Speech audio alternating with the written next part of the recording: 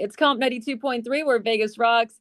And today I have Tom Morello on Zoom with me. I'm so excited for this interview. How are you? I'm well. How are you? What's going I'm on? good. I know that you are very busy these days. I am. So thank you for taking the time to talk to us. It's my pleasure. So first off, I want to talk about the new song you have with Caleb from Beartooth. The song is called Everything Burns. That's the name of the song, and it's being featured on Final Fantasy 14. That's Um, correct. Now, the composer, and I don't want to butcher his name, Masayoshi Soken, huge Rage Against the Machine fan, huge Yeah. Tom Morello fan. Yeah. So, how did this connection even come about, and when did you know when everything just clicked? Sure. Well, I'm not much of a gamer, but I am familiar with Final Fantasy, which is apparently very important to to millions and millions of people who Oh, are for sure. gamers. Yeah. And the composer, who is you're right, is a very big Rage Against the Machine fan. And we've done a lot of like Zoom calls and whatnot. And each time he has a different rate. I'm like, how many Rage Against the Machine shirts do you have, dude? Like it's like an Did you even entire know? an entire wardrobe of Rage Against the Machine t-shirts. So Yeah. he was familiar with my work, and he reached out and said, would you be interested in collaborating? And I don't write songs for video games. Wouldn't even know how to do that. But I said, what I will try to do is write a banger that I love, and then let's see if that works in your world. So Tyler Smith, who's a producer friend of mine who does a lot of rock songs that you may play on your station, we were working together, and I said, let's see what we can do. And the one caveat that they gave us was we need to hear it in like the next 36 hours. I'm like, wow, okay, well, let's not overthink this. I got some fat riffs, you've got some fat beats. And he's friends with Caleb from Beartooth. So he called up Caleb, who I had never met before, very familiar with Beartooth's music, but Caleb happened to be home that day. He was like, walking the dog or whatever. And Tyler calls up and goes, you want to do a song with Tom Morello right now? And to his credit, he dropped everything. And literally about 2 hours after that interaction, I heard a first draft of his vocals for it and was blown away. He's just a great singer, great dude. Hit a lyrical mark that I thought was very sort of appropriate for my catalog, and something that he also felt from the heart too. And then we came up with this banger, Everything Burns. So do you get like an idea of what the game is about, or do you get any sense of like I don't any have idea? that makes 0% like so I'm often asked to like write stuff for movies, and the director Yeah. wants to sit you down and talk. So I'm like, I will write a song I like, and then if you are interested in that song, then that's where the discussion begins. Like for me, the creativity always it's internal. It's like, what kind of riff do I get off on, or what song am I going to like bang my head to in my car? It's not like, well, I wonder what the plot of this particular thing. I've never done. Some people are able to write that way. I'm not. Yeah, but it's just like everything is just kind of blindfolded a little bit because you're going Yeah, I into mean, look, this. if people are reaching out because they like Rage, my guitar playing in Rage, my guitar playing in Mhm. Audioslave, my guitar playing whatever with Bruce Springsteen or Prophets of Rage, then I'm going to play guitar, and Yeah. that's going to be in the wheelhouse of something that you might be interested in. So this song is also going to be featured on an upcoming solo album That's right. that you have coming up, and the first ever solo rock album. That's Uh, correct. and when I read that, when I think of Tom Morello, I think of rock. So Sure. how does this project kind of Sure. differ differ from differ from others. past? Yeah. Well, Yeah. this will be the 22nd album of my career.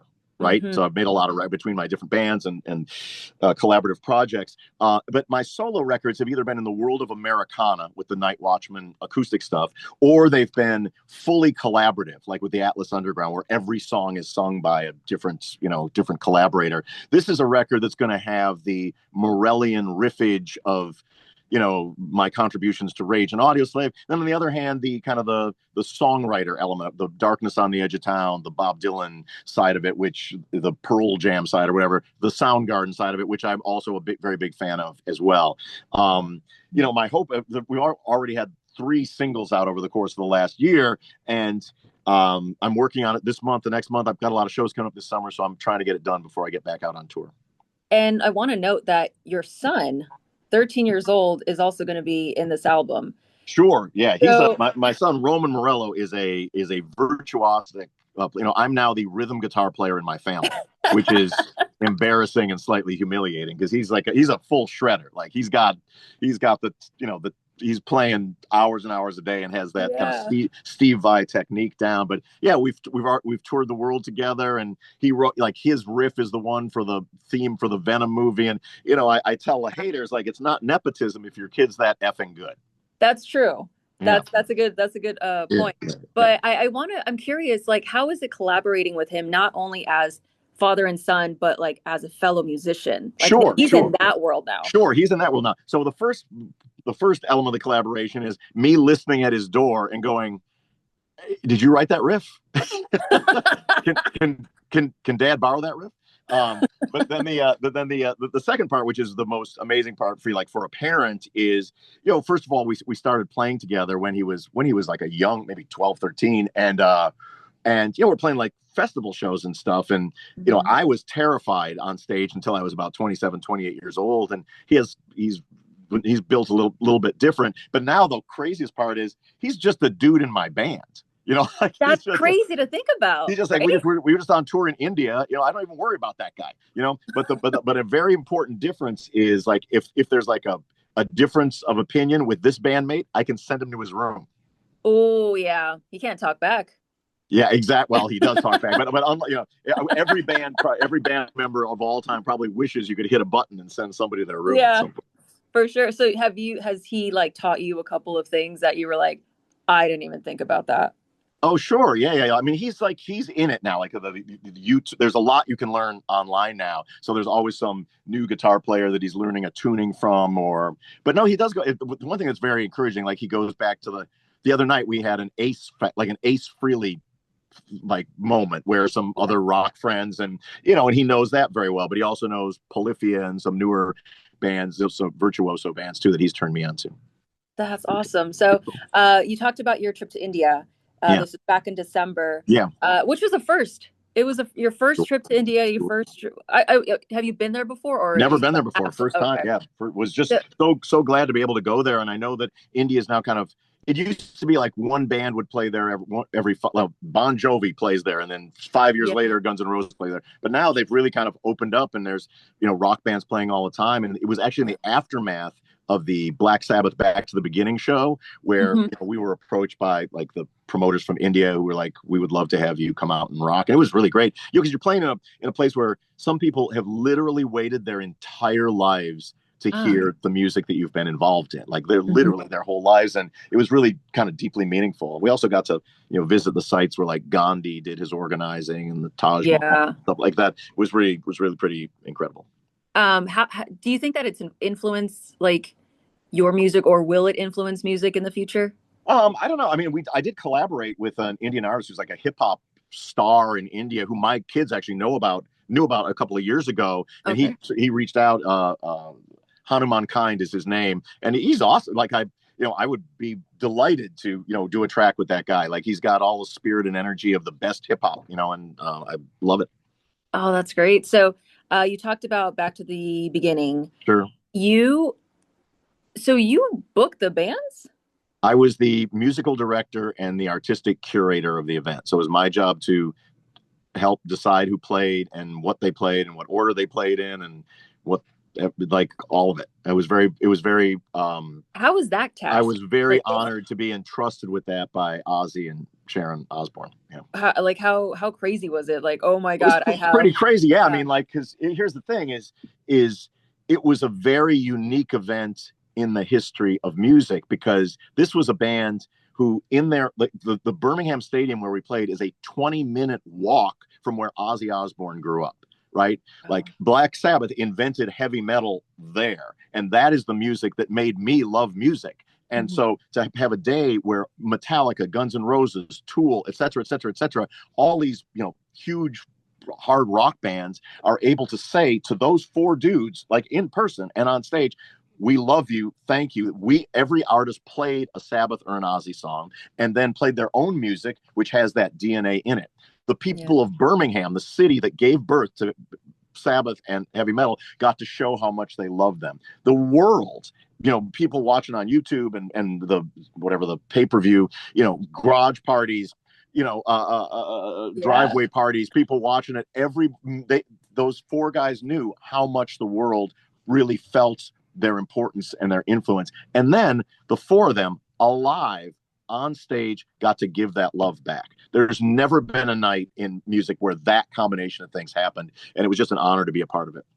So for you, like, what did that mean to you, during that time when you're booking the bands and you're getting everything ready, and then, the event happens, and then the weeks leading, like after the event, like what did that mean for you? Wow. Well, it was, I mean, there was, as you can imagine, getting the personalities of maybe 100 rock stars, like sort of. I will Yeah. say though that people were tended to be, with very very few exceptions, on their best behavior because of their love and respect for Ozzy and for Black Sabbath. I had to, like, it was been pretty incredible. I did not have a lot of problems, but just sort of the logistics of it. And is Guns N' Roses going to play 25 minutes or 28 minutes? And what does that mean with regards to the curfew? And there's a lot of like minute details. But I will share that one of my favorite moments of it was one that did not happen during the day. It was the day, but we had 3 days before, 11, 12-hour rehearsals during the day, right? For the super groups. So we were, these combinations of that I was having to run.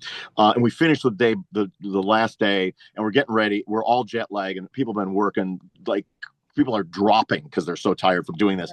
And somebody comes in and goes, Black Sabbath is sound checking. Do you want to see it? I'm like, oh, I got time for that. I can make time for that. So we are alone. There's maybe 12 people in Birmingham Stadium while Black Sabbath is rehearsing the introduction of the show, which is a song called War Pigs. It's a pretty good one. So the sirens are going, the red lights are on. There's 12 people. It's like me, Steven Tyler, the dudes from Anthrax, my son, 12 people watching the second to last time they're ever going to play War Pigs.